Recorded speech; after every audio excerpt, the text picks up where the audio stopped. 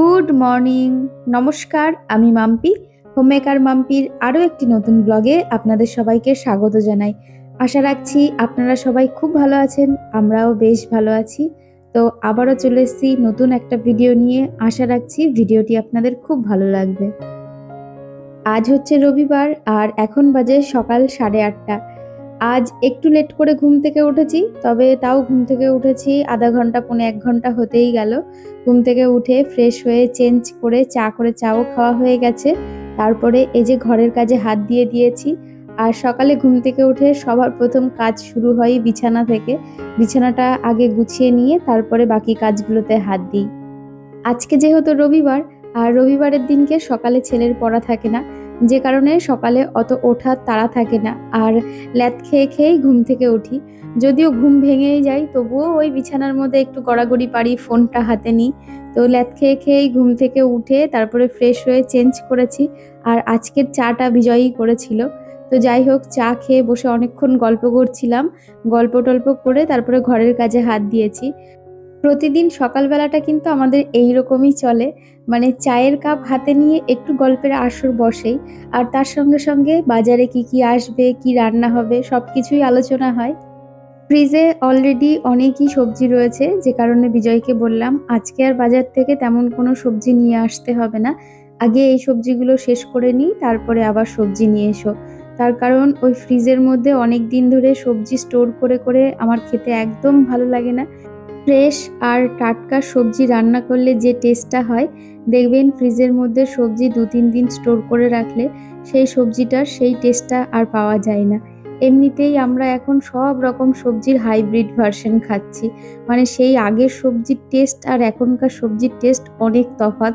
এখনকার সবজি ততটা টেস্ট হয় না, আর তারপরে ফ্রিজের মধ্যে স্টোর করে করে রাখলে পরে আরোই সেই সবজির টেস্ট কমে যায়।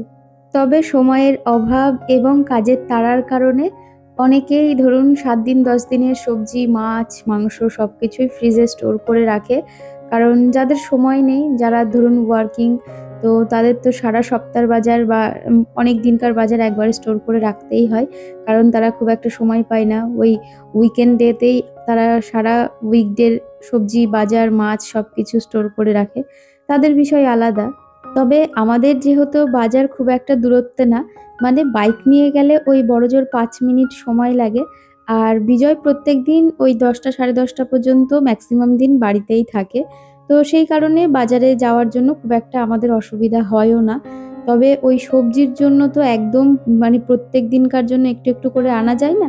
তাই সবজিটা নিয়ে আসলে 2-3 দিন মোটামুটি হয়েই যায়। তবে তার থেকেও বেশি দিনের স্টোর করার আমার প্রয়োজন পড়ে না তেমন একটা। হাতের কাছেই বাজার, আর তার পাশাপাশি দেখবেন বাড়ির ওপরেই অনেক ভাইরা, দাদারা ভ্যানে করে করে সবজি বিক্রি করে। এত রকমের সুযোগ সুবিধা থাকতে কেনই বা এই বাসি বাসি সবজিগুলো ফ্রিজের মধ্যে স্টোর করে করে খাবো বলুন তো? আসলে কি বলুন তো, এই যে ফ্রিজ বা রেফ্রিজারেটর যেটা রয়েছে, এটার কনসেপ্টটা এসছে ইউরোপ কান্ট্রি থেকে।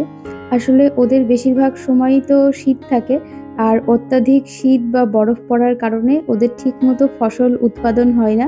ওরা 6 মাস 1 বছর ধরে সবজি ফ্রিজে স্টোর করে করে রেখে দিয়ে সেটা সারা বছর চালায়। এটা তো তাদের বাধ্যতা, কারণ তাদের কাছে সেরকম সুযোগ সুবিধা নেই, মানে টাটকা ফ্রেশ শাকসবজি পাওয়ার মতো। তবে আমাদের তো তেমন কোনো বাধ্যতা নেই। আমাদের 12 মাসে 6টা ঋতু, প্রত্যেকটা ঋতুতে আলাদা আলাদা শাক সবজি একদম টাটকা টাটকা কত রকমের ভ্যারাইটিস শাকসবজি উৎপাদন হয়। তা সত্ত্বেও আমরা কেন তাদের মতো লাইফস্টাইল লিড করব বলুন তো? একবার ভাবুন তো, শুধুই কি ব্যস্ততা, নাকি আমরা একটু বেশি ওয়েস্টার্ন হতে চাই নিজেদের কালচারটা ছেড়ে? যাই হোক, এদিকে কথা বলতে বলতে ঘরের সমস্ত কাজ সেরে সোজা চলে এসেছি রান্নাঘরে। এখন বাবুর জন্য একটু সকালকার খাবার করব। এখন আমি করব পাস্তা। আর এই যে ডিজানোর ফুসলি যে পাস্তাটা রয়েছে, এটা ভীষণ হেলদি, এর মধ্যে কোনো রকম ময়দা নেই। এটা হচ্ছে 100% ডুরুম হুইট সেমোলিনা পাস্তা। মানে এটা মানে পুরোপুরি সুজি দিয়ে তৈরি করা আর ভীষণ হেলদি। এর মধ্যে না কোনো আর্টিফিশিয়াল কালার আছে, না কোনো আর্টিফিশিয়াল ফ্লেভার আছে, আর না কোনো প্রিজারভেটিভ রয়েছে। এটা হচ্ছে 0 কোলেস্ট্রল, তার পাশাপাশি 0 ট্রান্স ফ্যাট, আর এর মধ্যে প্রচুর পরিমাণে প্রোটিনও রয়েছে। আর এই পাস্তা আপনারা যে কোনো অনলাইন প্ল্যাটফর্মে পেয়ে যাবেন। তা সত্ত্বেও আমি ডিসক্রিপশানে লিংক দিয়ে রাখবো, আপনারা যদি পারচেস করতে চান ওখান থেকে পারচেস করতে পারেন। তো আজকে পাস্তাটা করব আলু বিনস দিয়ে, আর তার সঙ্গে একটু বাদাম দেব। এর মধ্যে ডিম দিলে আরও ভালো লাগতো খেতে, তবে আজকে যেহেতু রবিবার, আজকে তো বাড়িতে একটু মাংস হবে, সেই কারণে এখন আর ডিমটা দিলাম না, এখন এমনিই খাক। আর এমনিতেও আমার ছেলে এই red sauce pasta, white sauce pasta এবং অন্যান্য পাস্তার থেকে এরকম নর্মালি ঘরোয়া বাঙালিভাবে করলে ও একটু বেশিই ভালো খায়, সেই জন্য ওর মন মতোই করে দেওয়ার চেষ্টা করি। আর এইভাবে তৈরি করলে টেস্টের পাশাপাশি অনেক হেলদিও হয়। ওই red sauce pasta, white sauce pasta একদিন খেলেই ঠিক আছে, তবে তার থেকে আমার কাছে টেস্টের দিক থেকে এরকমই খেতে ভালো লাগে। আর তার পাশাপাশি এটা অনেক ভালো, এটা আপনারা এইভাবে প্রতিদিন করে খেলেও খুব একটা সমস্যা হবে না। যাই হোক, ওদিকে বাবুকে পাস্তা দিয়ে এসেছি, আর বিজয় এইমাত্র বাজার থেকে এলো। সকালে বিজয় যখন বাজারে যাচ্ছিল তখন জিজ্ঞেস করেছিল আজকে মাছ খাবি না মাংস খাবি, ছেলেকে জিজ্ঞেস করেছিল। আর ছেলেকে জিজ্ঞেস করা মানেই ও মাংসতে যেই আটকাবে।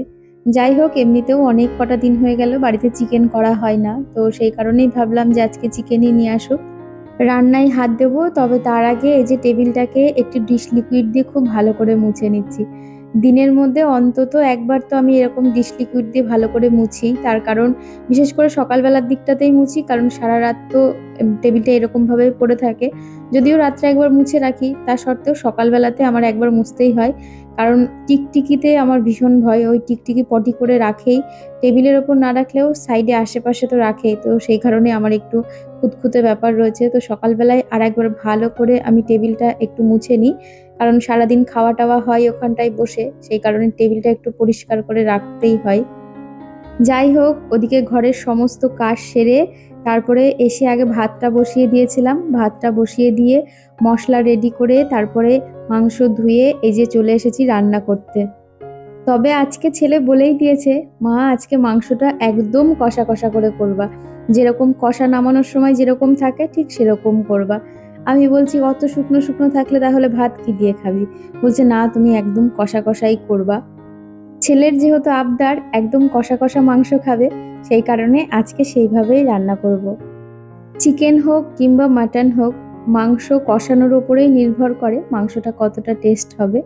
আমি কিন্তু চিকেন রান্না করলে এমনিতেও আমি অনেকক্ষণ ধরে কষাই, তারপরে জল দেওয়ার পরে হাই ফ্লেমে খুব বেশি সময় ফোটাই না, 10 মিনিট ফুটিয়েই নামিয়ে নিই।